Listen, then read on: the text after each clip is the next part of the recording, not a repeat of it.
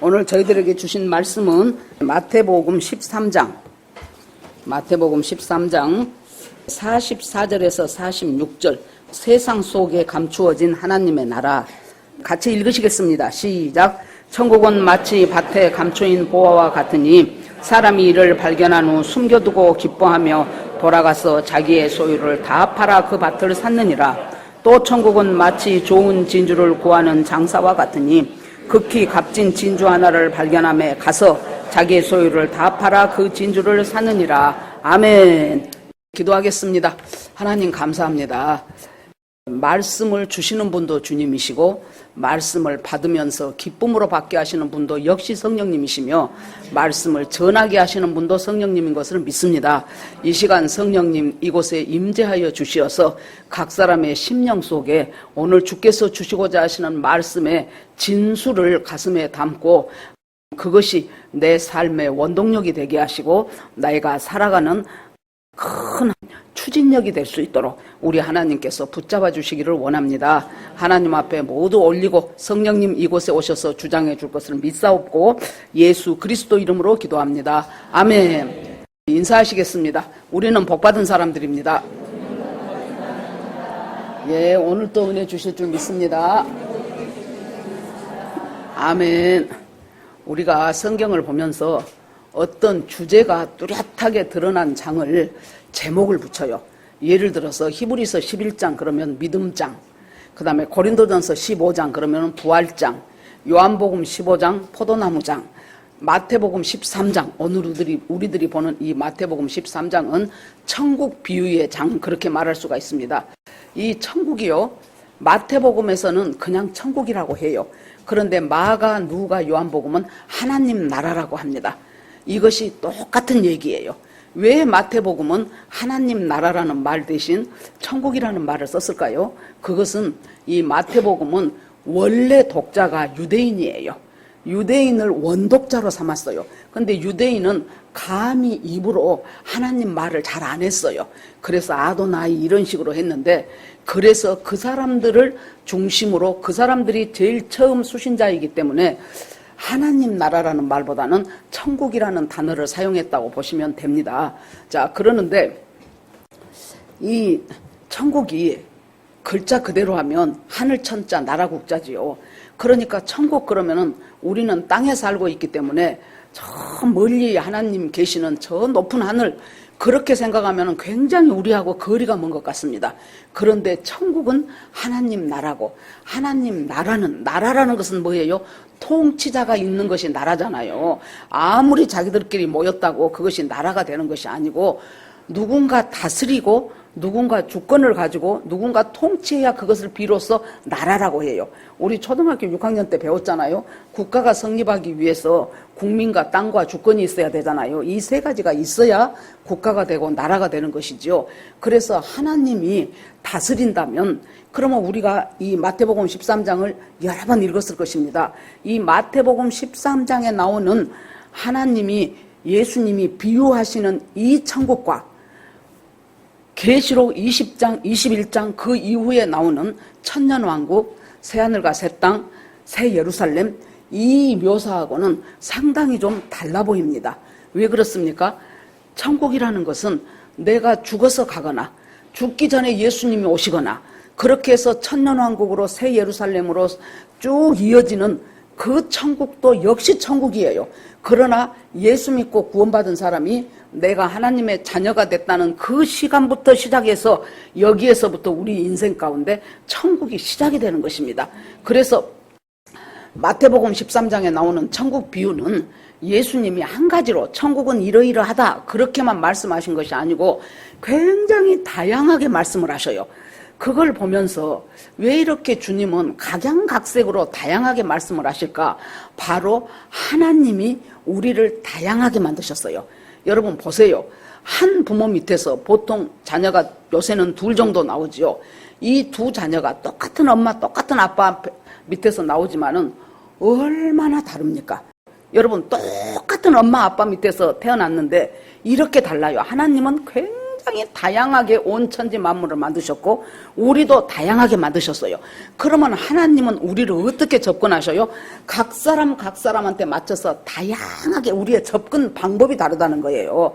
어떤 사람은 정말로 한데 그전에 제가 신대원을 갔을 때 다 나와서 이제 오리엔테이션 시간이니까 다 나와서 뭐 자기에 대한 간단한 소개도 하고 뭐 이제 어떻게 해서 내가 신학을 하게 됐습니다. 이제 그런 얘기들도 하고 그래요. 그랬더니 어떤 분 한 분은 나와서 뭐라고 하냐 그러면은 자기가 하나님께서 자기를 부른다는 것을 알았대요. 알았는데 자기가 대학교를 졸업하고 자기가 원하던 회사에 들어갔기 때문에 아직은 아니라고 생각을 했다는 거예요. 그랬는데 자기가 1년에 수술을 5차례를 받았대요. 그 5차례 수술을 받을 때 자기가 여기서 내가 더 이상 하나님의 뜻을 거역하면 하나님이 나를 데려가시겠구나 하는 생각이 들어서 하나님 앞에 내가 결심을 하고 내가 주님의 뜻대로 따르겠습니다 하고 자기가 주의 종의 길을 가기로 결심하고 신학교로 왔다고 이런 분도 있고 어떤 또 전도사님은 40일간을 금식 기도를 하고 자기가 확실하게 응답받고 왔습니다. 이런 사람도 있고 거기에 모인 사람들이 주님이 부르시는 방법이 다양해요. 저는 진짜로 그런 것 하나도 없이 우리 둘째가 고2 때 가을쯤 됐는데 갑자기 우리 남편이 말레이시아 현장에서 손해가 많이 나고 있는데 자기를 거기 보고 가보라 그러니까 한 1, 2년 있다 오겠다고 그러더라고요. 그래서 그러시오 그랬어요. 이제 우리 남편은 갔어요. 근데 이제 우리 애가 이제 내년에 몇 달 있으면 고3이 되잖아요. 그럼 뭐 가족들도 다 갈 수 있어요. 그래서 내가 별로 나는 가고 싶지도 않고 그래서는 잘 다녀오시라고. 그러고는 이제 딱 그 다음 달부터 보니까 돈이 더 들어오는 거예요. 더 들어올 수밖에 없지요. 해외에 근무를 하니까 해외 수당이 더 들어오고 그러고 여기서 쓰던 돈을 자기가 안 써버리잖아요. 돈이 꽤 되더라고. 그럴 때 제가 어떤 믿음은 있었냐 그러면은 뭔가 내가 살아가는 가운데 뭔가 돈이 더 들어올 때는 하나님이 뭔가 이 돈으로 하실 일이 있다. 그 정도 믿음은 있었어요. 그래서 그러면 하나님이 뭘 하기를 원하시는가 간간히 생각을 해보니까 내가 지금까지 살아오면서 나를 위해서 별로 그렇게 결혼해갖고 큰 돈을 써본 적은 거의 없더라고요. 다행히 하나님 은혜로 아프지도 않아갖고 병원비도 안 들었고 뭐 그렇게 모양내서 멋진 옷 사입은 것도 없고 뭐 좋은 것도 없고 그래서는 나를 위해서 써보자라고 생각을 하니까 나를 위해서 무엇을 쓸고 하니까 이제 생각이 나는 것이 뭐냐 그러면은 그때 제가 이제 그 큰 교회 중등부 고등부 이렇게 이제 교사를 할 때 이렇게 얘기를 하면은 문제집이라든가 이런 것들을 보면은 참 적절하게 그렇게 답을 해놓지 않는 그런 것들이 있어요. 그러면 이제 애매하니까 선생님들이 저 전도사님 이거 애들한테 어떻게 이 3번 문제는 어떻게 가르치면 좋겠어요? 그러면 전도사님이 자기도 잘 모르겠거든요. 그러면 그때마다 오선자 집사한테 물어보시오 그래요. 그러면 이제 집사님들이 와서 물어봐요. 이제 이런 일들이 있었어요. 그래서 내가 평신도로 살아가더라도 어찌됐든지 간에 주일학교 교사를 하든지 뭐 어디 뭐 큐티 모임 인도를 하든지 무엇을 하든지 간에 내가 성경을 조금 본격적으로 공부를 해보는 것이 좋을 것 같구나. 그러면 성경을 좀 심도 있게 공부를 하려면 어떻게 할까? 신학교를 가자. 그러면 우리 남편이 말레이시아 감으로 인해서 나에게 들어왔던 이 돈을 그 등록금을 내고 거기서 그 공부를 하는데 내가 이것을 쓰자. 그러니까 말하자면 저 같은 사람은 하나님이 어떻게 접근하십니까? 40일 금식기도 하라 그러면 아니 4일 하기도 어려운 판인데 내가 뭐하러 하나님 40일 금식기도를 합니까? 천만의 말씀입니다. 그러겠죠. 수술을 5번 시키면 성질 나서 나 더 안 가 그래버릴 거예요. 그래 놓으니까 딱 나한테 맞춰서 그때 우리 남편이 외국을 가게 되고 그때 우리 아들이 고2니까 이제 2달 있으면 고3이니까 그래도 명색이 입시생인데 내가 그래도 밥이라도 해줘야지 하고 있어야 되고 나 같은 사람한테는 하나하나 인도하는 것이 정말로 논리적으로 들어맞아져 갖고 생활이 환경이 그렇게 되어져 가니까 내가 납득을 한 거잖아요. 그러니까 하나님은 사람 우리 각자 얼굴이 다른 것처럼 하나님이 우리에게 접근하시는 방법은 전부가 다 달라요. 자기 것을 고집하면 안 돼요. 40일 기도해봐 그러면 응답받아 그러면 안 돼. 그 사람은 4일 기도하라 그래도 그 사람은 금식 기도하라 그러면 힘들어서 쓰러질 사람한테 왜 이렇게 의지가 약해 그러면서 나는 이러했더니 이렇게 했다고 몰아붙이면 안 된다 그 말이에요. 그 사람은 그 사람대로 하나님이 역사하시고 또 저 사람은 저 사람대로 역사하시고 역사하시면 하나님이 달라요. 어떤 사람들은 굉장히 속도가 빠르게 막 즉각 예수 믿는 믿음 안으로 확 들어가는 사람이 있고 어떤 사람들은 10년이 지나도 그것이 그것 같은 사람도 있고 다양합니다. 그러나 하나님께서 한번 확 하나님께서 바람 불어 넣어주시면은 그 사람이 확실하게 또 새롭게 되는 결과가 일어날 수도 있어요. 여기에 이제 주님이 이 말씀을 하시면서 자, 천국 비유에 대한 말씀을 하시는데 다양하게 하셔요. 처음에는 뭐 합니까? 씨 뿌리는 비유를 주님이 말씀하셔요. 천국은 마치 뭐가 같냐? 어떤 농부가 밤에 봄이 되니까 씨를 갖고 나와가지고 뿌려. 그런데 어떤 씨는 길가에 떨어지고 어떤 씨는 돌밭에 떨어지고 어떤 씨는 가시밭에 떨어지고 뭡니까? 씨는 똑같은 씨예요. 더 안 좋은 씨 갖다가 이것은 돌밭에 뿌리면 저 새들이 먹어버릴 것이니까 껍질만 줘야 되겠다. 그거 안 뿌렸어요. 똑같은 복음의 씨앗을 뿌렸어요. 그런데 받는 사람에 따라서 길가에 있는 사람은 관심도 없어. 이런 사람을 성경에서 뭐라고 합니까? 자연인이라 그래요. 자연인. 저 산속에 들어가서 산 사람이 자연인이 아니고 이 자연인이란 사람은 자기 인생에 하나님과 아무 상관이 없어요. 하나님에 대해 알고 싶지도 않고 하나님을 믿고 싶지도 않고 나하고는 아무 상관없이 살아가는 내 뜻대로 내 생각대로 살아가는 사람이 자연인이에요. 이런 사람이 길가밭이에요. 그 다음에 돌밭은 어떤 사람입니까? 아멘으로 받았어요. 말씀을 은혜로 받았어요. 그런데 조금 어려움이 오거나 조금 힘든 일이 오면은 뿌리가 없으니까 싹이 조금 나오다가 말라버렸다고 성경에서 해석을 합니다. 뿌리가 없어요. 그래 놓으니까 기쁨으로 받아요. 맞는 말이요, 좋은 말이야 하고 받은데 조금 믿는데 어려움이 생겨. 이것을 우리가 다시 한번 생각을 해보면 이런 케이스예요. 누구한테 가서 교회를 같이 다니고 어떤 집회를 가갖고 참 맞는 말이요, 하나님 살아계신 것 같아, 진짜 나도 이제 예수 믿어야 되겠다, 그렇게 했다가 그렇게 함으로 자기가 뭘 기대합니까? 자기한테 뭔가 좋은 일이 좀 있기를 기대해. 내가 예수 믿어줬으니까. 그런데 얼마가 지내가도 보니까 아무 일도 안 일어나. 아무 일도 안 일어날 뿐더러 또 뭐예요? 오히려 안 좋은 일이 하나 생겨. 그러면 아이고 예수하고 나하고는 안 맞아. 그러고는 미련 없이 돌아서 버린 사람이 어떤 사람입니까? 돌밭이요. 뭔가 싹이 난 것 같지만 그 싹이 깨끗이 뿌리가 없으니까 뿌리를 못 내리고 조금만 비가 안 왔다 그러면 타져버리는 것과 똑같죠.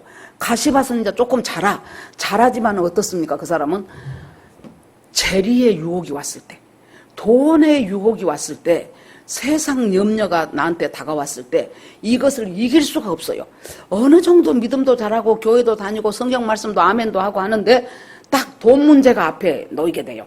그러면 이 돈 문제를 갖다가 어떻게 해결할지를 모르는 거예요. 그래서는 그냥 그 유혹 앞에 넘어가 버리는 사람. 그러니까 그 사람은 거기까지 왔다가 제대로 된 결실을 못하는 사람이에요.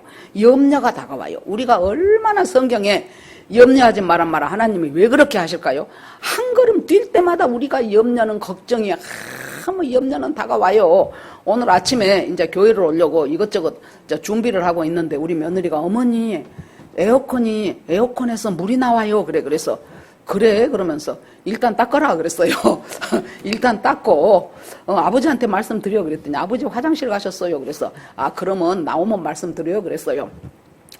그러니까 아이고 오늘이 금년 들어 35도라는데 해필이면 오늘 고장이 나냐, 여름 좀 가고 나서 우리 둘이 있을 때 나면 더 나은데 그러면서 하여튼 뭐 옛날에는 에어컨 없이 어떻게 살았냐, 뭐 선풍기 2대 들어가며 하여튼 이래저래 살아보지 그러고는 이제 그러니까 여러분 에어컨 고장 났다는 소리가 안 들리는 것보다 에어컨 고장 났다는 소리가 들리니까 좀 마음이 안 좋잖아요. 그것도 오늘 해필이면 주일인데 아침에 교회 가야 되는데 아무튼 그래서 와서 기도를 했어요. 하나님 이 문제를 하나님 앞에 맡깁니다. 하나님이 알아서 하나님의 뜻대로 고쳐주시기 원합니다.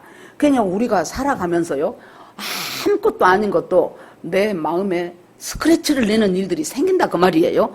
자 그렇게 하면서 이 4가지 비유를 딱 말씀을 하니까 그리고 옥토에 떨어진 것이 30배, 60배, 100배. 옥토에 떨어지니까 거기서 떨어서 열매 맺는다. 이렇게 간단하니 말 안 하고 아주 구체적으로 30배, 60배, 100배의 결실을 한다. 아하, 우리는 어떤 사람들이에요? 하나님이 내가 옥토만 되면 나에게 떨어진 그 복음을 갖다가 하나님은 30배, 60배, 100배로 불리시는 분이 하나님이시라는 거예요. 자, 그것을 우리가 저도 누리고 여러분도 누려야 되지 않겠습니까? 그러는데 이제 제자들이 예수님한테 와서 예수님, 왜 비유로 이 말씀을 하십니까? 이 말 뜻이 뭡니까? 그러니까 예수님이 쭉 설명을 해줘요. 그리고 나서 비유로 왜 말씀하십니까? 그랬더니 여러분, 비유라는 것은 제가 전에도 여러 번 말했어요. 이것은 헬라어로 파라볼레라는 말인데 그 말이 무슨 뜻이냐? 나란히 던지다 그 말이에요. 이 파라볼레라는 말에서 영어 패러블이 나왔어요. 그러니까 나란히 던지다라는 뜻인데 뭘 나란히 던져요? 예수님이 이 사람들한테 들려주고 싶은 진리가 있어요. 그 진리를 직접 합법으로 들려주지 않고 스토리에 담아 흔히 이 사람들이 살아가는 속에 뭐 겨자씨 비유, 뭐 무슨 가루 서말 속에 넣은 누룩 비유, 뭐 많은 비유가 나오지요. 이 사람들이 일상적으로 겪어가는 생활 속에 그 스토리에다가 예수님이 말씀하시고자 하는 진리를 딱 담아갖고 그걸 나란히 던진다 그 말이에요. 그 말은 뭔 말이에요? 그렇게 했을 때 사람들이 아하 하고 이해하기가 쉬워요. 그런데 제자들 보고 그 다음에 뭐라 그래요? 너희에게는 이 말을 듣고 너희에게는 이 비유를 허락하지만은 저희에게는 하나님의 말씀을 깨닫는 것을 허락하지 않았다는 거예요. 그럼 너희는 누굽니까? 예수님 믿고 주님의 말씀대로 살고자 하는 마음을 가진 자가 너희요. 너희에게는 이 비유를 말하면은 너희들은 그걸 깨닫고 알게 되도록 하고, 저희에게는 하나님하고 상관없이 아까 말했던 것처럼 나하고는 상관없는 인생, 하나님하고는 아무 상관없는 인생 사는 그 자연인들한테는 아무리 그 진리를 던져줘도 그 사람들은 알아먹지를 못해요. 그래서 너희에게는 이 비유가 허락되었으나 저희에게는 허락되지 않았다고 주님이 말합니다. 그러면서 이제 이 13장에 나오는 비유를 들어보세요. 그 다음에 나오는 비유가 뭡니까? 가라지와 곡식의 비유가 나와요. 곡식을 쫙 뿌렸어요. 그런데 잠자고 나서 그 다음에 보니까 얼마 지내서 보니까 아니 거기에 가라지가 중간중간 껴있는 거예요. 그러니까 농부가 주인한테 그래요. 아니 우리가 분명히 주인님 이 곡식을 뿌릴 때 아니 곡식이 뿌려졌는데 어떻게 해서 이 곡식과 함께 이 가라지가 생겼습니까? 가라지는 이제 아주 못쓸 잡초예요. 우리 한국식으로 말하면 논에 옛날에 벼 심었지요. 그런데 그 벼하고 아주 정말로 우리들 눈에는 구분이 안 되는 것이 피요, 피. 그런데 그 피가 있으면은 이 벼의 영양분을 다 잡아먹어갖고 벼가 눌눌하게 되더구만요. 그래 놓으니까 얼마나 그 여름에 농부들이 가서 피를 죽기 살기로 뽑아요. 그 피를 다 뽑아야 해요. 그런데 이 가라지하고 아니 어떻게 해서 주인님 이 가라지는 심지도 않았는데 이 가라지가 심어졌을까요? 그랬더니 주인이 뭐라고 합니까? 우리가 잠자는 사이에 원수들이 와서 거기다가 덧뿌리고 가버렸다는 거예요. 자, 우리가 예수 믿고 구원받은 사람이에요. 우리는 하나님의 형상대로 지음받은 사람이에요. 그런데 언제 보니까 나도 모르는 사이에 내 속에서 돋아나는 수많은 가라지들이 있어요. 그러니까 이제 농부들이 있다가 그러면 저 가라지 지금 뽑을까요? 그랬더니 주인이 뭐라 그래요? 놔둬라 뽑으면 안 된다. 뽑다가 잘못해서 곡식까지 뽑힌다. 왜 그러냐 그러면은 그것이요 이 가라지가 뿌리를 내리면서 곡식의 뿌리하고 얽혀버린답니다. 이렇게. 그러니까 가라지를 뽑을 때 그 뿌리가 얽혀져 있으니까 곡식도 같이 뽑히겠죠. 그러니까 놔두라는 거예요. 언제까지? 추수 때까지. 추수 때가 되면 어떻게 하겠다는 거예요. 그걸 싹 추수를 해가지고 곡식은 알곡은 곡간에 들이고 가라지는 불에다 태워버린다는 거예요. 그때 가서 반명이 난다는 거예요. 우리가 이렇게 요즘에 와갖고는 이 교계에서 얼마나 엉뚱한 일들이 많이 벌어집니까? 뭐 교회 돈 그냥 지 것처럼 쭈물떡 먹어버린 목사님이 계신가 하면은 아이 저 성가대에 이쁜 여자하고 꼬셔갖고 그냥 복잡해진 목사님이 계시고 또 장로님하고 누구하고 쿵짝쿵짝 해갖고 어쨌다는 소리도 들리고 아이고 정말 어디 가서 어쩔 때는 교회 다닌단 말하기가 나 부끄러울 때가 얼마나 많아요. 또 그러면은 이 세상에 미디어라든가 이런 것들은 전부 하나님을 대적하는 것이기 때문에 여러분 세상은 비슷합니다. 사람은 거기서 거기에요. 아주 PD 수첩이나 그것이 알고 싶다 해서 얼마나 교회를 두드러 깝니까? 1시간 동안 교회 욕을 해놓고 나면은요, 교인이 100만 명이 떨어진답니다. 그러면 여러분, 불교계에는 그런 일이 없을까요? 천주교회는 없을까요? 거기서 거긴데 인간은 왜 맨날 개신교에서만 이런 일이 날까요? 못된 사람들만 모아갖고 개신교 목사 만들고 장로 만들었을까요? 아니잖아요. 불교나 천주교는 어차피 지그들하고 한통속이요. 그래 놓으니까 그것들은 깔 필요도 없어요. 사탄이 안 믿는 사람은 어차피 지 밥이요. 그것은 신경 쓸 필요도 없어요. 그런데 비록 억만 같고 칭찬 같아도 이 개신교 안에 우리가 믿는 이 진리가 참 진리니까 어떻게 해서든지 공격을 하는 거예요. 그렇게 해가지고 막 그냥 비디수첩 같은 데서 때리기 시작하면은 막 거짓말 참말 보태갖고 한 개 있으면 10개 했다고 하고 난리가 치니까 사람들이 뭐라 그래요. 애들이 학교를 가가지고요, 교회 다닌단 말하기가 부끄러워. 너 아직도 안 끊었어 그런다는 거예요. 아니 뭐 요구르트요 끊게? 우유입니까 끊게? 너 아직도 교회 안 끊었어 그런다는 거예요. 옛날에 어디가 그런 일이지? 점점 지금 이 시대가 악해가기 때문에. 그런데 정말로 우리들이 그러고 싶잖아요. 하나님, 저 사람들, 저 예수님 얼굴에 먹칠하는 사람들, 하나님 저 목사들, 하나님 저 선교사들, 제발 주님 저것들 좀 뽑아서 좀 가버리면 안 돼요? 그러면 주님이 뭐라 그래요? 두어라, 추수 때까지 두어라. 그때 가서 알곡과 가라지를 구분해서 알곡은 곳간에 넣고 가라지는 저 뜨거운 불에다 넣는다고 주님이 그렇게 말씀하십니다. 그때까지 그러면 우리가 해야 될 일은 뭐예요? 가라지에 영향받지 않고 그 사람들을 위해서 기도하면서, 하나님 불쌍합니다. 저 사람들이 하나님 참으로 살아계신다는 것을 모르니 저짓거리하지. 저 사람이 하나님 정말로 주님 천국과 지옥이 있다는 것을 확신한다면 어떻게 저런 짓을 하겠습니까? 그렇지 못하니까 그러지. 하나님 저 영혼을 불쌍히 여기소서 하면서 우리는 계시록 끝판에 보면 뭐라고 나옵니까? 거룩한 자는 더욱 거룩하게 돼요.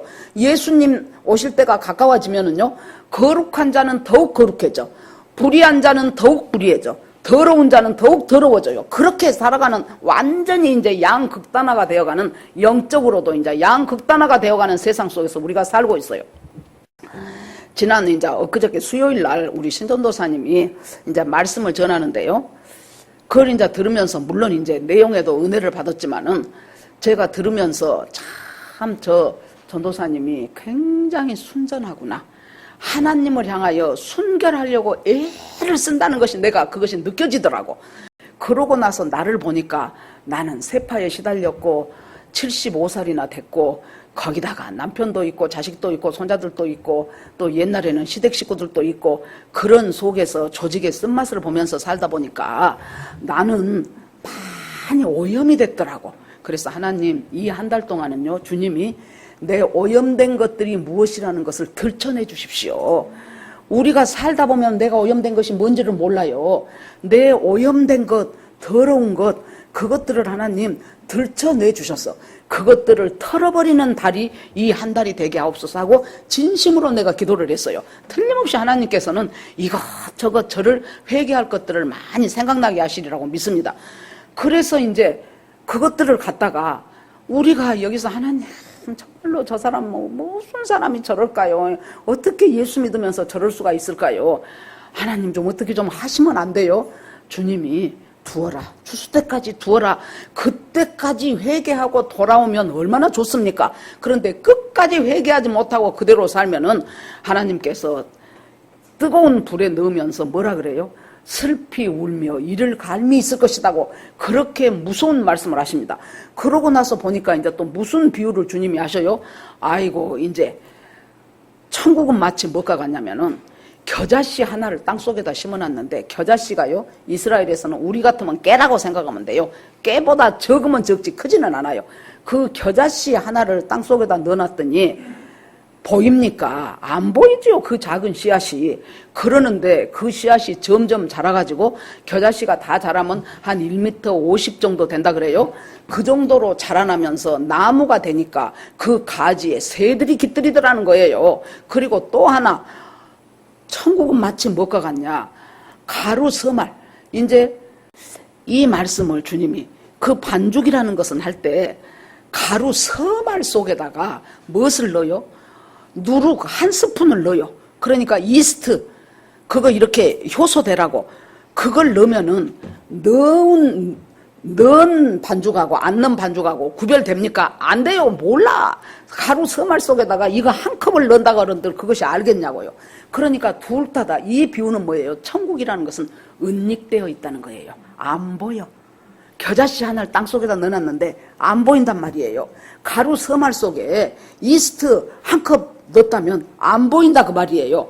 그런데 반죽을 해서 그것이 어느 정도 시간을 기다렸더니 이렇게 부풀어 오르지요.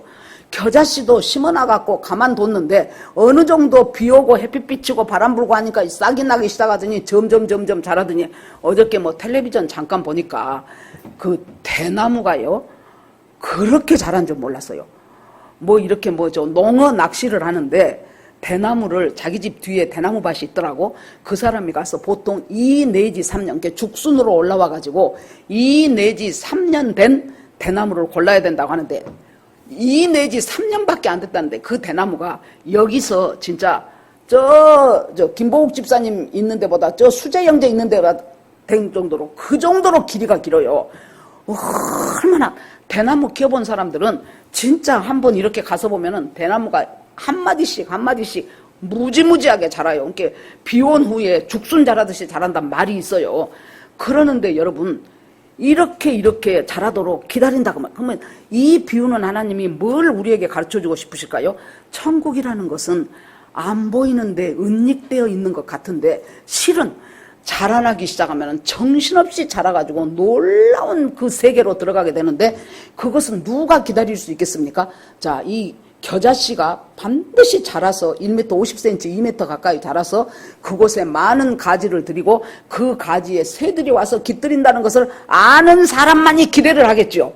아니면은 겨자씨에서 그렇게 되리라고 모르는 사람은 뭔 풀이 나온가 보다 하고 뽑아버릴 수도 있어요. 잡초인 줄 알고. 자, 가루 서말 속에 이 이스트를 넣은 사람은 어떻게 기다립니까? 이것이 앞으로 1시간 후, 2시간 후 되면 엄청나게 부풀어 오른다는 것을 아는 사람들이 그걸 기다릴 거 아닙니까? 그러니까 천국이라는 것은 뭐예요? 숨겨져 있는 것 같은데 실은 그 천국을 확실하게 신뢰하고 믿는 사람은 기다릴 수 있는 사람이라는 거예요. 우리가 예수님 재림하십니다. 예수님 곧 오십니다. 그러면 많은 교회에 다닌 사람들이 예수님 재림하시고 또 뭐 휴거가 어떻게 되고 그런 소리를 그 전에 우리 교회 초창기 때 20년 동안 다른 교회를 다녔는데 단 한 번도 못 들어봤던 사람도 많아요, 여러분. 그런데 우리는 언제 예수님 오실지 모르지만은 예수님 오실 것이 확신하기 때문에 주의 재림을 기다려요. 여러분, 주의 재림을 기다리는 사람하고 주의 재림하고 아무 나하고는 상관도 없어. 올지 안 올지도 몰라. 믿어지지도 않아. 그런 사람하고는 여러분 자세가 달라요.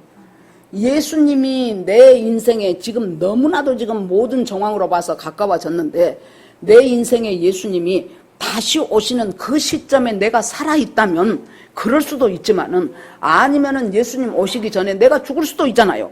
죽으면 나는 또 낙원에서 예수님을 만나야 되잖아요. 그렇다면은 그것을 확실히 믿고 산 사람과 그것하고는 아무 상관없이 교회에 그냥 주일날 왔다 갔다 하면 모든 것이 다 된 것처럼 생각하는 사람하고는 예수님을 대한 태도와 하나님을 대한 태도 자체가 완전히 극에서 극이란 말입니다. 하나님은 예수 그리스도는 우리가 누구를 되기 원하십니까? 자기의 신부가 되기를 원해요. 신부라는 것은 뭐예요? 조금 못났더라도 조금 학력이 떨어지더라도 남편이 볼 때 신부라는 것은 어떤 사람입니까? 오로지 자기 하나만을 사랑하며 자기만을 남편으로 섬겨주는 사람이 신부지 않겠습니까? 그러면 주님이 우리한테 신부가 되기를 원하는 것은 내가 정결한 심정으로 오직 예수 그리스도가 반드시 다시 오시고 다시 오실 뿐만 아니라 지금 살아가는 삶 속에서도 계속해서 예수님께서 나와 함께 하시고 나에게 말씀을 들려주시고 계속해서 성령이 오셨기 때문에 성령의 인도하심을 따라서 살아갈 수 있도록 하기를 굉장히 예수님이 원하시겠죠. 제가 오늘 아침에 이 말씀을 다시 생각하면서 물론 한두 개가 아니겠지만은 내가 참 그 주님이 어떤 주시는 성령이 주시는 말씀 가운데서 내 가슴이 서늘해졌던 기억이 하나 떠오르더라고요. 그때 젊었을 때예요. 지금은 제가 상당히 많이 그래도 나름대로 조금 이제 젊었을 때보다는 더 성화가 됐어요. 근데 젊었을 때는 성질이 못 됐어. 못 돼가지고 우리 남편한테도 굉장히 말 함부로 하고 틱틱거리고 신경질 내고 막 이렇게 살았어요. 근데 그날도 이제 제가 이제 인천에서 3년을 살았었는데, 인천에서 이제 그 CCC 어머니 순 모임이 항상 그 시청역에서 한 10분쯤 걸어가는 옛날 MBC가 있었어요. 그 앞에 CCC 회관이 있었는데, 거기에서 모여서 아줌마들이 한 5, 60명, 7, 80명 이렇게 모여가지고 말씀도 보고 성경 공부도 하고 모여서 기도도 하고 이제 그런 모임이 일주일에 한 번씩 있었어요. 거기를 가요. 그래서 이제 전철을 타려고 이렇게 이제 1호선 전철 타고 오려고 이제 이렇게 서 있는데, 이제 차가 얼른 안 와요. 그래서 차원 쪽을 이렇게 보고 있어요. 그랬더니 성령께서 내 마음속에 무슨 말씀을 주시냐 그러면은, 부부는 한 몸이다. 제가 우리 남편한테 또 그날 따다다다다 뭐라고 했거든요. 부부는 한 몸이다. 남편에게 아픈 말을 하는 것은 네 자신을 해치는 것이다. 근데 왜 그러느냐? 그저 책망이 아니고 그냥 권면하는, 너무나도 부드러운 권면으로 부부는 한 몸이다. 네가 네 남편한테 함부로 말하는 것은 네 자신을 괴롭히는 것이다. 너 그러지 말아라 하는데, 어떻게 그 권면이 정말로 아름답고 따뜻하든지, 맞아요 주님 하면서 내 가슴에 그냥 그 성령의 인도가 서늘하게 다가오더라고.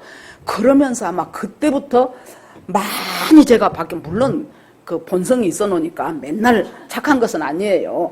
그런데 한 번씩 참 많이, 내 스스로도 내가 옛날 같으면 우리 남편이 이렇게 하면은 이렇게 반응했을 텐데 내가 많이 진짜 좋아졌구나, 그럴 때가 내 스스로 느낄 때도 많더라고요.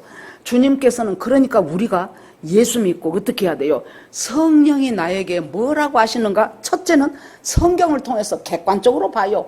그래서 로고스의 말씀이 레마로 나에게 들리는 거예요. 레마라는 것은 내 개인한테 주시는 성령님의 세미한 음성이에요.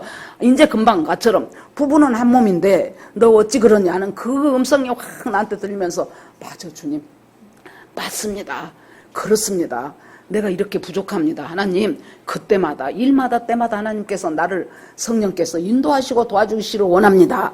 자, 이렇게 인도하면서 살아가는 거예요. 그러니까 그 다음에 이제 주님이 또 뭐라고 말씀을 하셔요? 이제서 이제 오늘 본론으로 들어오는 거예요, 여러분. 뭐라 그래요? 천국은 마치, 그러면 이제 우리 목사님 또 언제 끝날 거야? 걱정 마요. 12시 반까지는 끝나요. 자, 거기서 이제 13장 44절에 보니까 천국은 마치 감추인 보화와 같아요. 이제 천국을 무엇에 비유합니까? 보화는 보화인데 드러난 보화가 아니고 감춰진 보화라는 거예요. 그러니까 이것 보면은 감춰진 보화라는 것은 뭐예요? 누구에게나 만인에게 열려 있어. 그러나 찾는 사람이 임자다 그 말이에요. 하나님께서 예수님을 십자가에서 죽으시고 우리를 구원하신 그 구원은 만인에게 열려 있어요. 그러나 그것을 아멘으로 받는 사람만이 구원을 받는 거예요. 천국은 감추어진 보화와 같다 그랬어요. 그러니까 너희가 부를 만한 때에 나를 불러라. 너희가 찾을 만한 때에 나를 찾아라. 보라, 지금은 은혜의 때고 보라, 지금이 구원의 날이로다 그랬잖아요. 그래 놓으니까 하나님은 우리가 찾으면 반드시 보이실 것이고, 우리가 문을 두드리면 하나님이 열려주실 것이고, 우리가 구하면 하나님이 주실 것이라고 성경에서 분명히 말씀하셨죠. 어떤 사람이 그런다는 거예요? 마태복음 산상복음 제일 처음에 보면은 마음이 심령이 가난한 자는 복이 있나니 저희가 천국이 저희 것이며 그랬지요. 그러면 심령이 가난한 사람이란 것은 어떤 사람일까요? 그냥 말없이 겸손한 사람? 아니요. 심령이 가난한 사람은 어떤 사람입니까? 내가 죄인이라는 것을 아는 사람이에요. 내 죄를 보는, 왜 성경을 본 줄 압니까? 성경은 거울입니다. 거울을 보면 내가 무엇이 묻은 것이 보이잖아요. 성경을 보면서 아이고, 이것이 유다의 죄인 줄 알았더니 알고 보니까 내 죄였네. 이것이 저 아무개의 죄인 줄 알았더니 거기에 나오면 다윗도 있고 사울도 있고 그 사람들의 죄라고 생각했는데 내가 그 사람들하고 똑같은 죄인이구나.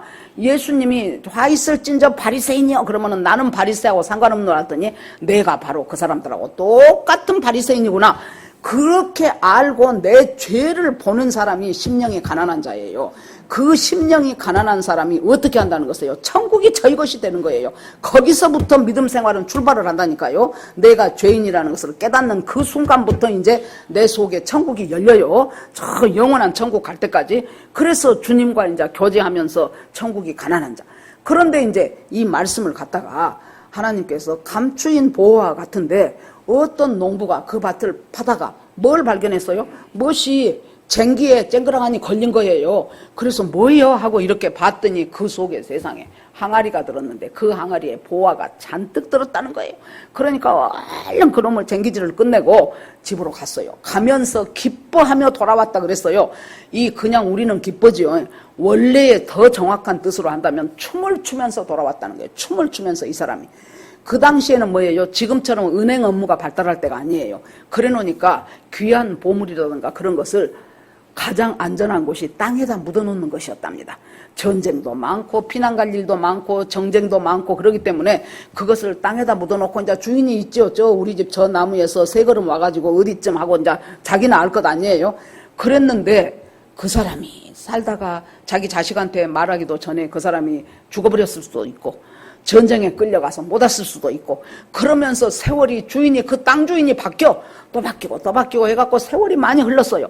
그러면은 유대에서 그 당시에 관례가 뭐였냐 그러면은 자 이제 이 사람처럼 쟁기질을 하다가 발견을 했어요. 그러면 그걸 지금 주인한테 갖고 가서 내가 쟁기질에서 이렇게 발견을 했습니다. 그러면은 반반이 나눴답니다. 발견한 사람 이 사람이 자기가 심어놓은 것이 묻어놓은 것이 아니기 때문에 쟁기질한 사람이 2분의 1, 그 땅 주인이 2분의 1. 그런데 이 사람이 어떻게 하고 싶어요? 전부를 자기가 갖고 싶잖아요. 이것이 여러분 그 사람 욕심 많네 그렇게 생각하시면 안 돼. 이것이 바로 뭐냐 이 감추인 보화가 바로 하나님이 우리를 위해서 베풀어 주신 구원이에요. 구원. 구원을 어떻게 나눕니까? 못 나눠요. 구원은 송두리째 내 것으로 그 구원에 그거는 누리고 즐기며 살아가는 거죠. 그러니까 집에 가서 오만 때만 거 다 팔았어요. 집 팔고 얼마 안 되는 돈도 팔고 하다못해 뭐 숟가락 몽댕이까지 다 팔았어요. 그러니까 자기 집에서 자기 마누라가 여보 지금 왜 이러요? 당신 미쳤어 하고 날 그 말을 지금 못하겠어. 소문날까 봐서. 그래 놓으니까 가만히 있어 내가 다 설명할게. 그렇게 하고 가갖고 그거 전부 모아갖고 뭐 됐어요? 바로 그 밭을 산 거예요. 그 밭을 사니까 그 보화는 당연히 자기 것이 돼버렸죠. 이것하고 똑같은 그 단말이 또 있어요. 뭡니까? 어떤 진주 장사가 지금은 양식도 많이 하지만 그때는 양식이 없으니까 좋은 진주를 살려면 굉장히 깊은 바닷속으로 들어가야 되니까 그 진주 구하다가 죽은 사람도 많답니다. 그러는데 이 사람이 진주 장사, 이 장사라는 말 속에는 그냥 조그만 보따리 장사가 아니에요. 이 사람인 이 장사라는 이 단어가 엄청나게 큰 도매상을 하는 사람을 가리키는 그 단어랍니다. 그러니까 이 사람은 상당히 그 진주 장사, 보석 장사를 해서 돈을 좀 모은 사람이에요. 그런데 이 사람이 어디에 좋은 진주가 있다는 소문을 듣고 자기한테 돈 될 것을 싹 만들어갖고 그 진주를 사러 가는 그 장사와 같다는 거야. 한마디로 말해서 우리가 구원받는다는 것은 우리는 하도 교회에서 많이 들으니까 별것 아닌 것 같고 우리가 그냥 아무 뭐 없이 뭐 돈 주고 구원받은 사람은 없잖아요. 그렇게 해가지고 우리가 예수 믿고 구원받고 구원이 내 것이 됐기 때문에 그것이 별것 아닌 것처럼 생각하는데 이 구원의 가치라는 것이 이 비유의 공통점은 뭡니까? 이 농부도 그러고 진주장사도 그러고 이 가치가 이 보화의 가치와 이 진주의 가치가 자기 모든 것을 다 팔아갖고 해도 저 가치가 훨씬 크다는 것을 그 가치를 알았던 사람들이라는 얘기예요. 그렇게 하니까 천국은 뭘까 같다는 거예요. 구원의 가치를 뼈저리게 아는 사람들이 바로 천국 백성이라는 거예요. 그러니까 우리는 어떤 사람들입니까? 우리는 이 땅에 살고 있는 대한민국 국민이에요. 요새 올림픽 하니까 막 금메달 따고 하니까 얼마나 우리가 응원하고 박수치고 하지 않습니까? 그것과 동시에 우리는 어떤 사람입니까? 천국의 시민권이 있는 사람이에요. 그러니까 대한민국 국민인과 동시에 천국의 시민권을 갖고 있는 이중국적자라니까요. 우리가 이중국적자. 그러면 이 말은 뭔 말이에요? 네가 이 땅에 살면서 하늘의 시민권이 있다면 하늘 시민으로서의 삶을 이 땅에서 살아는 거예요. 그러니까 이것이 녹록지가 않는 거예요. 하늘 시민으로서의 삶을 이 땅에 대한민국 땅에서 살아가면서 내가 하늘 시민으로서의 그 삶을 여기서 살아내는 거예요. 그것들이 뭡니까? 첫 번째 시작이 뭐예요? 내가 하나님 앞에 죄인이라는 것을 아는 사람. 조지 셰어라는 사람이 있었는데요. 미국에서 가난한 시골 교회 목사님의 아들이었어요. 이 사람이 굉장히 성량도 좋고 음악에 탁월해요. 그런데 자기는 음악을 전공하고 싶었는데 아버지가 너무 가난하고 가난한 시골 교회 목사님이라 자기가 빨리 돈이라도 벌어야 되겠다 싶어갖고 음악을 포기하고 이제 자기가 그냥 회사를 다녔어. 그때는 이제 상당히 텔레비전이 많이 보급되기 전에 그때는 라디오 시대예요. 어떤 라디오에서 오디션 프로를 진행을 했어요. 근데 이 사람이 자기가 하고 싶으니까 나왔어. 그랬는데 온 미국에 난리가 난 거예요. 어떻게 저렇게 소리가 좋은 사람이 있냐. 그래갖고는 막 난리가 나니까 음반사에서 막 연락을 해갖고 당신하고 우리하고 전속 계약을 해가지고 이제 얼마씩 주겠다. 그러면서 그냥 갑자기 이 사람이 돈 생기기 시작했지요. 막 그냥 유명해지기 시작하지요. 그러니까 목사님 아들인데도 주일날 공연이 많잖아요. 이런 데는. 그러니까 여기 가서 공연하고 여기 가서 공연하고 뭐 음반 내고 막 그러느라고 막 정신이 없어. 그래서 주일은 사뭇 점점 주일을 지킨다는 것은 멀어져 버렸어요. 여러분, 주일을 우리 유희진 집사님이 허리가 아팠어요. 그래갖고 허리가 너무너무 많이 아파갖고 아무튼 지난 주일에도 못 나왔고 그랬는데 이제 문자를 하거나 전화를 하면은 정말 나아갖고 주일날 교회 가고 싶다고. 그래서 오늘까지 와지카 내 속으로 그러면서 기도를 했거든요. 그랬더니 아까 문을 여는데 집사님이 보이는데 얼마나 반갑던지 아이고 오늘 집사님 오셨네 그랬더니 주일날 예배드릴 수 있는 것이 얼마나 축복인지 모른다고. 맞는 말씀이에요. 그걸 모르니까 그걸 모르는 사람들이 어째요? 조금만 건수가 있으면 안 와버려. 핑계김에 그냥 오늘 교회 안 가버려. 여러분, 왜 자기 복을 자기가 발로 찹니까? 자기가 발로 걷어차지 마세요. 제가 그 전에 남서울 삼봉교회 다녔는데요. 그때 우리랑 같이 이제 이렇게 리더 그 공부했던 사람이 있는데 그 사람이 나는 루푸스 병이라는 것을 그 사람한테 처음 알았어요. 이것이 말하자면 근육 무력증의 병이더구만, 루푸스 병이. 그래가지고는 움직이지를 못해. 그때 자기가 참 간절히 원했는 것은 내 발로 걸어서 내가 교회 갈 수 있다면 얼마나 좋을까. 그것을 아주 누워갖고 병치료 받으면서 하나님 내 발로 걸어서 내가 예배 좀 드리겠지. 이 사람이 그 말을 왜 했냐 그러면은 우리가 그 교회에 담임 목사님은 참 말씀을 잘 전하셨어요. 그런데 부목사님들이 보면은 저 양반들은 좀 연구를 해갖고 와서 말씀을 한다냐 안 한다냐 왜 저럴까 싶었거든요. 그러니까 뭐 은혜가 되네 안 되네 그런 말들 우리끼리 하고 있으니까 그 사람 말이 그런 말씀 마십시오. 나는 그 병으로 몇몇 달을 뭐 하여튼 전부하면 처음부터 끝까지 하면 상당히 시간이 걸렸는데 그때 누워있으면서 내가 하나님 내 발로 걸어서 교회 가서 예배 좀 드리게 해주세요. 하나님 그것이 내 소원입니다. 정말로 하나님께서 기적적으로 낫게 하셔서 자기 발로 해갖고 은혜 받고 안 받고가 문제가 아니에요. 이 사람은 어떤 목사님이 말씀을 잘 전하냐 못 전하냐가 아무 문제도 안 돼. 이 사람은 오직 뭐예요? 오직 내가 내 발로 걸어서 교회에 올 수 있다는 것이 너무나 감격하고 감사해서 자기는 그냥 예배 드리러 올 때마다 운다는 거예요. 그러니까 건방진 우리들이 할 말이 없어져 버렸죠. 자, 그렇게 해서 우리 조지 세월한 사람이 이제 자기 그렇게 바쁜 통에 자기 고향을 한번 갔어요. 그랬더니 자기 어머니가 그래 얘야 지금 너한테 있는 이 모든 것이 하나님께로부터 왔다. 그 좋은 목소리 하나님이 주셨지 않냐. 내가 너한테 부탁하건대 꼭 성경을 읽어라. 날마다 성경을 읽어라. 내가 너한테 원하는 것은 그것이다. 그러고 주일 성수해라. 그러고 보냈어요. 그러니까 예 그래놓고 집에 와갖고 자기가 성경을 읽기 시작했는데 그전에는 몰랐는데 자기 동네에 우리 같으면 이제 순모임식으로 구역예배식으로 예수 믿는 사람들이 모여서 말씀도 같이 읽고 기도도 하는 모임이 있더라는 거예요. 그러니까 집에서 성경 보고 그 모임에 가서 자기가 또 은혜 받고 그러면서 이제 주일 성수를 하기 시작했어요. 그랬더니 막 시작하자마자 그때 미국에서 제일 큰 음반사에서 연락이 온 거예요. 아, 조지 쉐어 씨, 이번에 지금까지 당신이 받았던 돈보다 두 배 반 더 되는 돈을 드릴 테니까 우리 음반사하고 계약을 해서 이제 전국을 이제 투어하면서 이제 이렇게 돈을 좀 벌어봅시다. 그러니까 이 사람이 뭐라고 한 줄 알아요? 여러분, 여기에 안 넘어가는 사람이 넘어가면은 가시밭이요. 그래갖고 재리의 유혹 때문에 결실을 못했잖아. 근데 이 사람은 뭐라 그랬어요? 아이고 사장님 고맙습니다마는 전화를 늦게 하셨네요. 내가 사장님보다 조금 더 먼저 훨씬 높으신 분이 나한테 전화를 해가지고 내가 그분하고 먼저 계약을 했습니다. 그분은 바로 하나님이십니다. 그렇게 하고는 그때부터 이 사람이 이제 하나님이 주신 그 아름다운 목소리로 천국을 돌아다니면서 열심히 찬양을 해요. 그러고 이제 자기가 하나님 앞에 그렇게 하겠다고 마음먹었는데 그때 자기 엄마 친구가 시 하나를 써서 피아노에다 올려놓고 간 것이 있더래요.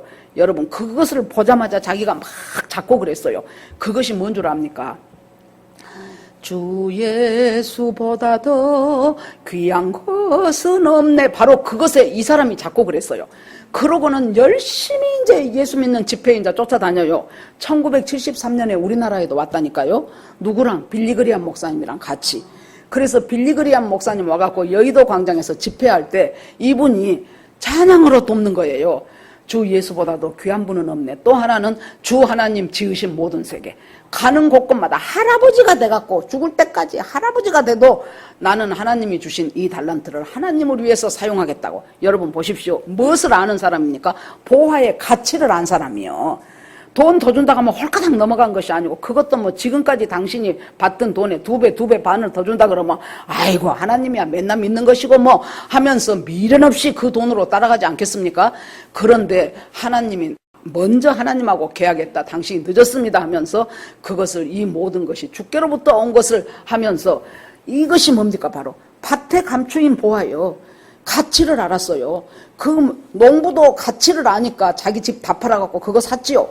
진주 장사도 구원이라는 가치가 얼마나 기가 막힌다는 것을 알기 때문에 자기가 자기 돈 싹 끌어갖고 그 귀한 진주를 구하러 다니는 거 아니겠냐 그 말이죠. 여러분, 이 세상에요, 내가 이것도 무너지고 저것도 무너져도요, 그 전에 제가 살던 아파트 앞에 나무가 하나 있었는데 참 빨갛게 아주 붉은붉은 이쁜 꽃이 봄 되면 피어요.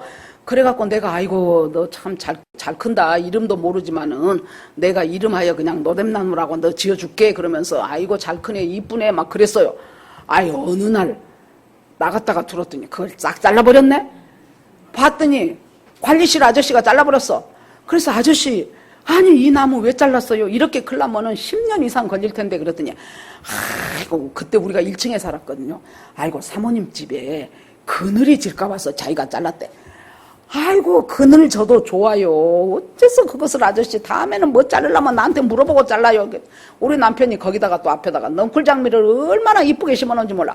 한 번은 또 갔다 오니 그놈 또 싹 잘라버렸어. 아니 아저씨 정말 왜 그래요? 그랬더니 그늘 질까 봐서 그랬대.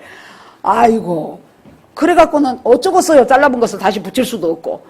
그랬더니 그 이듬해 되니까요, 세상에 그 옆구리에서 싹가 나, 이제 저거 죽었구나 그랬어요. 싹가 나가 찍 하고 가지가 나오대요.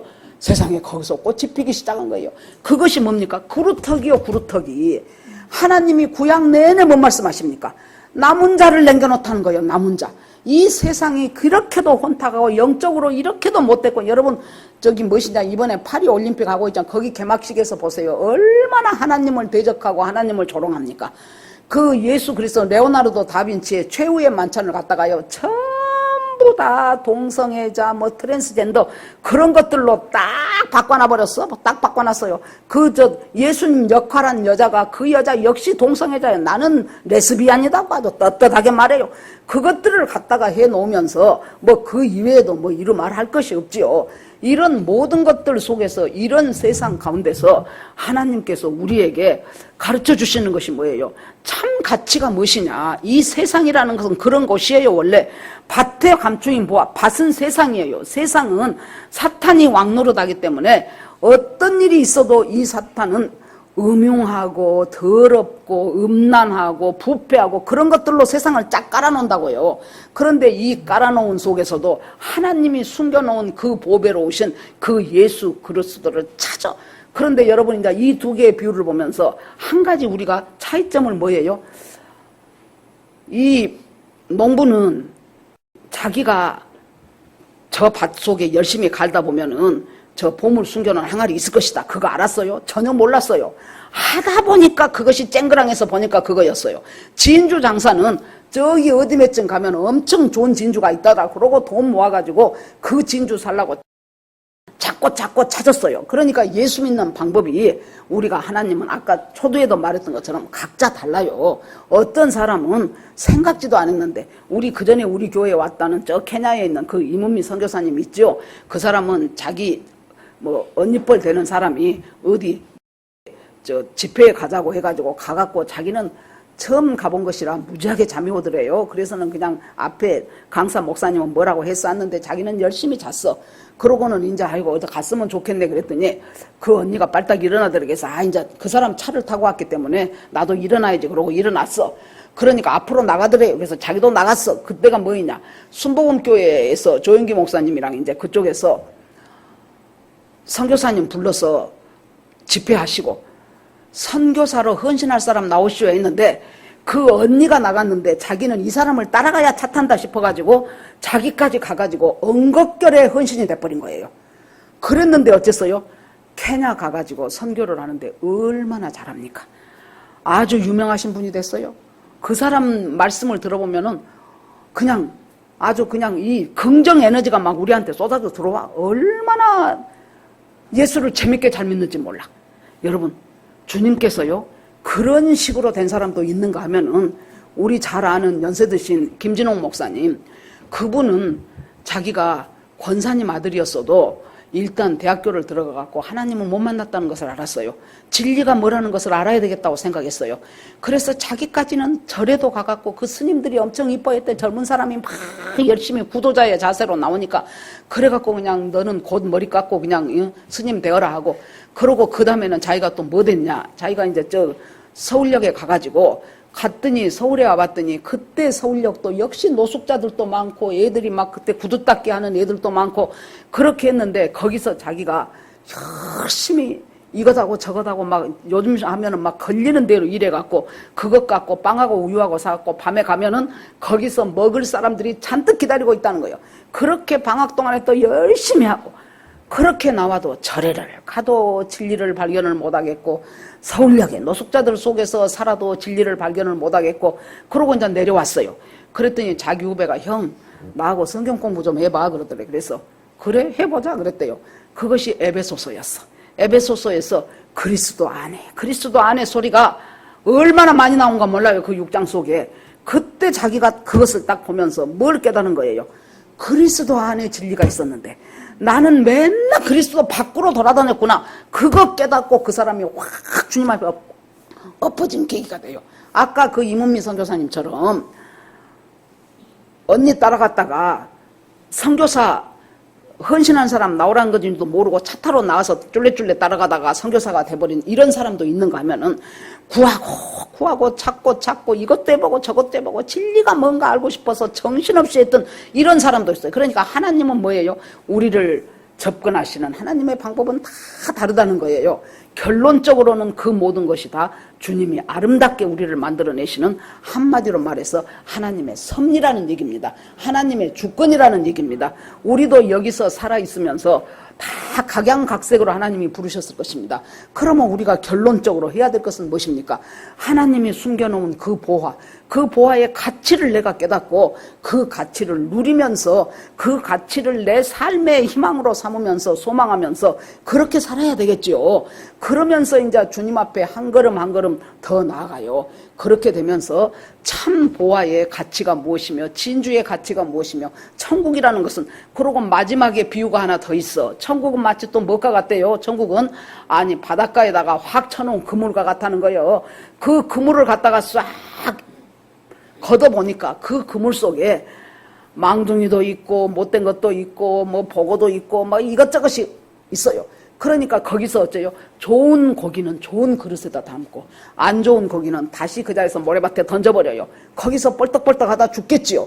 그러면서 주님이 뭐라 그래요? 천국은 마치 이와 같다.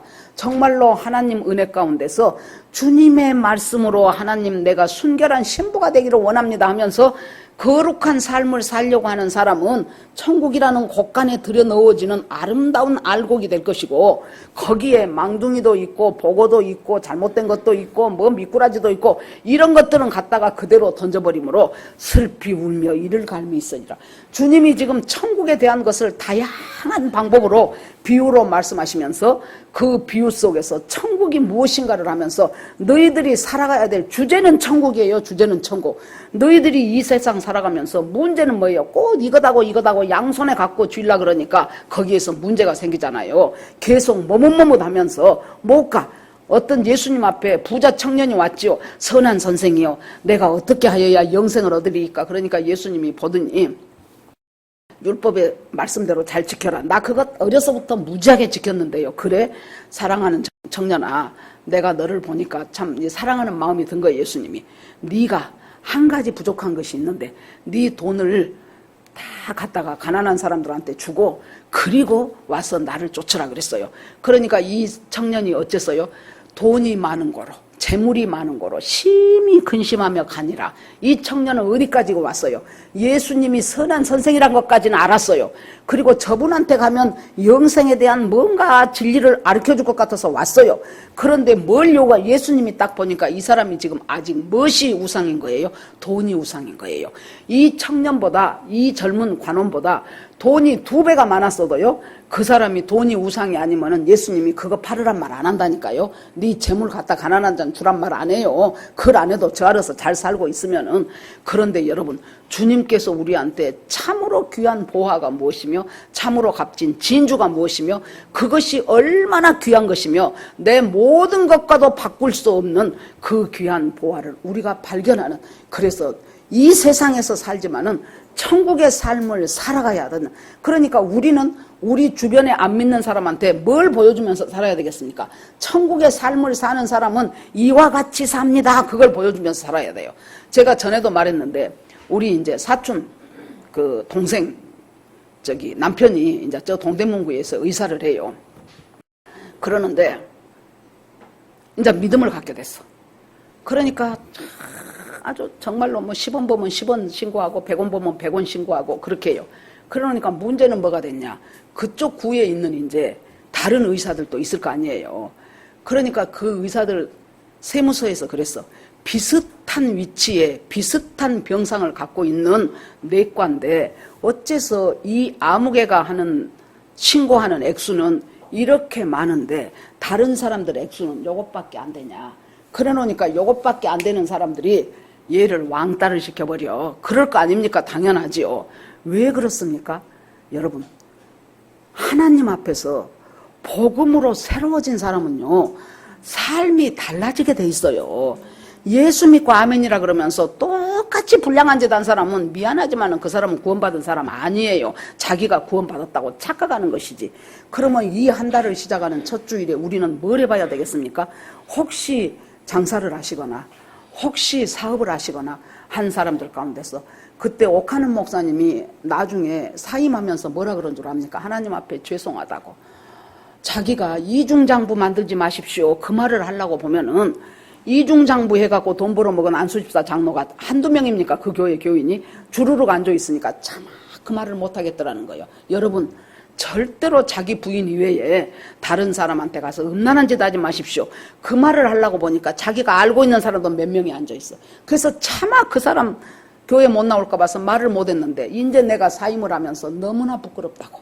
내가 그때 그 말을 못했던 것을 하나님 앞에 회개한다고. 여러분, 우리가 정말로 귀한 것이 복음인데 그 복음을 돈 몇 푼과 바꾸려냐고. 그 복음을 음란하고 바꾸겠냐고. 그 복음을 내 유익을 위해서 거짓과 바꾸겠냐고요. 여러분, 예수를 믿은 사람은 정말로 믿는 것 같이 한번 살아봐야 되지 않겠습니까? 예수를 믿는 사람은 이 농부처럼 자기 것과 이 보화의 가치가 어떤 질적인 차이가 있는가를 알고 살아야 되지 않겠습니까? 여러분, 정말로 지금부터라도 이 한 달만이라도 우리가 있는 힘을 다해서 하나님의 말씀대로 살아보고자 하는 그 마음이 여러분과 저한테 가득 넘쳐서 정말로 9월 첫째 주에는 하나님, 그래도요 제가 정말로 한번 하나님 뜻대로 살아봤습니다 하면서 주님 앞에 내 삶을 올려놓는 저와 여러분 되기를 주의 이름으로 축원합니다. 아멘. 주여 한번 부르고 기도합니다. 주여! 하나님 아버지, 오늘 마태복음 13장을 통해서 왜 예수님이 우리한테 이런 많은 비유들을 주시면서 이것이 천국의 삶이라고 말씀하시는가 다시 한번 생각해 봅니다. 하나님 아버지, 이것이 한 번 듣고 많은 설교가 아니고 깊이 묵상하면서 하나님이 나에게 원하시는 것은 무엇일까를 다시 한번 생각해 볼 수 있도록 도와주시기를 원합니다. 하나님 아버지, 은혜에 은혜를 더하여 주시옵소서. 여기 모인 모든 사람들 오늘 말씀에 나온 것처럼 하나님 아버지요, 보화를 발견한 농부와 같은 심정이 되게 하시고 귀한 진주가 있다는 소식을 듣고 내 돈을 전부 모아서 그 진주를 구하려고 가는 진주 장사와처럼 구원을 위하여 다른 모든 가치가 별것 아닌 것으로 상대화시킬 줄 아는 아버지의 믿음의 사람들이 다 되게 하여 주시옵소서. 하나님 앞에 모두 올리고 예수님 이름으로 기도합니다. 아멘.